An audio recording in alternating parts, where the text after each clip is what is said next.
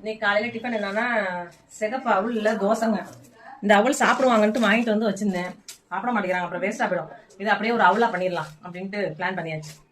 Sorry, அவளா பண்ணிடலாம், தோசையா பண்ணிடலாம். ஒரே குழப்பமா இருக்கு. தோசை பண்ணிடலாம், அவள் தோசை.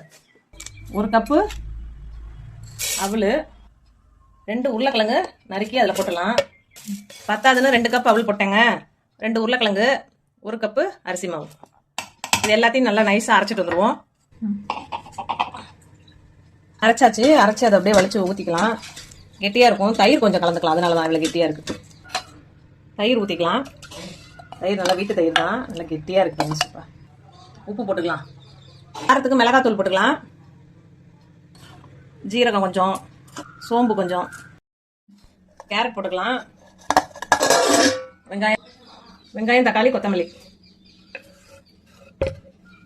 சோடா மாவு கொஞ்சம் போட்டுக்கலாம். ஏன்னா அப்பதான் கொஞ்சம் நல்லா இருக்கும். ஆப்பசட்டி தான் வச்சிருக்கேன். ஆப்பசட்டியில் கொஞ்சம் நெய்யை ஊற்றி மாவை ஊற்றிடலாம். 1 கரண்டி.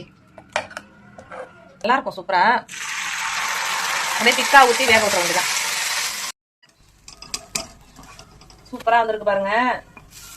அரை நல்லா சாஃப்டா இருக்கும். ஆனா கொஞ்சம் பொறுமை வேணும் இதை ஊற்றி எடுக்க. ஆனா உடம்புக்கு நல்லது. அடை சூப்பரா இருக்குங்க, நல்லா. ஆனா பொறுமையா வேகும், உடம்புக்கு நல்லது. சிகப்பரிசி அவள் தானே, அதில் சாப்பிட்டா ரொம்ப நல்லது. டேஸ்டா இருக்கும், சூப்பரா இருக்கும். பொறுமையா செய்யணும், பொறுமையா வேகும்.